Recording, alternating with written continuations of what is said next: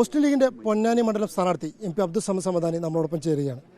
ഇപ്പോൾ സ്വന്തം നാട്ടിലേക്ക് വീണ്ടും തെരഞ്ഞെടുപ്പിന് എത്തുന്നു, പക്ഷേ പൊന്നാനിയിലേക്കാണ് എത്തുന്നത്. എങ്ങനെയാണ് ലീഗിന്റെ ഒരു സാഹചര്യം?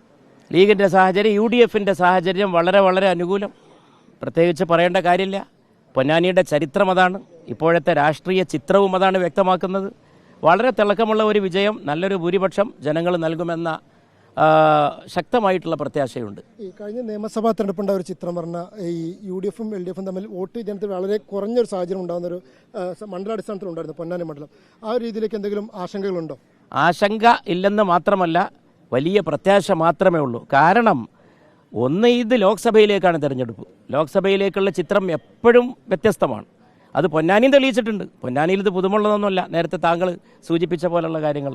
അത് മാത്രമല്ല, ഇപ്പം രാജ്യത്തുടനീളം ഉണ്ടായിട്ടുള്ള ഉരുത്തിരിഞ്ഞു വരുന്ന പൊളിറ്റിക്കൽ സിറ്റുവേഷൻ, രാഷ്ട്രീയമായിട്ടുള്ള സാഹചര്യം, അതുമാത്രമല്ല സംസ്ഥാനത്തിൻ്റെ അവസ്ഥ, ഇതെല്ലാം വെച്ച് നോക്കുമ്പോൾ എന്താണോ UDF ജനങ്ങളുടെ മുമ്പിൽ വെക്കുന്നത് അതിനെ തന്നെയാണ് ജനങ്ങൾ പരിഗണിക്കുക, സ്വീകരിക്കുക.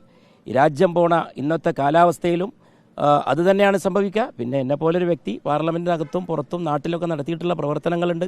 ഞാൻ MLA ആയിരുന്നു പ്രവർത്തിച്ച സ്ഥലം കൂടിയാണ് ഈ പൊന്നാനി, എൻ്റെ നാടാണ്, ജനങ്ങൾക്കെല്ലാം അറിയാം. അതുകൊണ്ട് അവരതൊക്കെ മനസ്സിലാക്കിക്കൊണ്ട് നല്ല ഒരു ഭൂരിപക്ഷമുള്ള വിജയം നൽകും.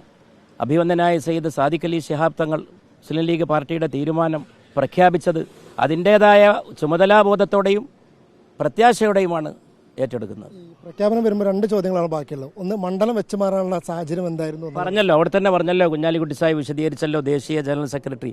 വെച്ച് മാറുന്നല്ലത്, അതൊക്കെ അങ്ങോട്ടും ഇങ്ങോട്ടുള്ള സൗകര്യം പാർട്ടിക്ക് തീരുമാനിക്കാവുന്നതല്ലേ. മാത്രമല്ലല്ലോ, ഇതിപ്പോൾ എല്ലാവർക്കും വളരെ ശ്രദ്ധേയമായിട്ട് മനസ്സിലാക്കാൻ കഴിയുന്ന ഒരു കാര്യമുണ്ടല്ലോ, അവരവരവരുടെ നാട്ടിൽ മത്സരിക്കുകയാണ്, എത്ര ഉള്ളൂ. ബഷീർ സാഹിബിൻ്റെ നാട്ടിൽ, ഞാൻ എൻ്റെ പ്രദേശം കൂടി അടങ്ങിയ സ്ഥലത്ത് അത് കൂടുതൽ സൗകര്യമായിരിക്കുമല്ലോ പ്രവർത്തനത്തിന്. അത് പാർട്ടി ചിന്തിച്ചിട്ടുണ്ടാവും. പാർട്ടി വളരെ ആലോചിച്ചെടുക്കുന്ന തീരുമാനമാണിത്. ഒരു മുൻ ലീഗുകാരൻ എതിരാളിയായി വരുന്നു എന്നുള്ളതിലോ പ്രസക്തമല്ല. എതിരാളിയെ പറ്റി നമ്മൾ പറഞ്ഞിട്ടോ എതിരാളിയുടെ പറ്റി സംസാരിച്ചിട്ടോ അല്ല, നമ്മൾ ജനങ്ങളോടാണ് സംസാരിക്കുന്നത്. നമുക്ക് എന്താണോ പറയാനുള്ളത് അതാണ് പറയുന്നത്. സമസ്തയുടെ വോട്ട് ബാങ്കിലടക്കം വിള്ളൽ വീഴ്ത്തുന്നതാണ്. അതൊക്കെ മുസ്ലിം ലീഗിന്റെ കൂടെ എക്കാലവും നിലനിന്ന് പോന്നിട്ടുള്ള, UDFന്റെ കൂടെ ഉറച്ചു നിന്ന് പോന്നിട്ടുള്ള സമുദായ സംഘടനകളാണ്. അതിലൊന്നും ഒരു കാലത്തും ആർക്കും ആശയക്കുഴപ്പമുണ്ടാക്കാൻ സാധിച്ചിട്ടില്ല.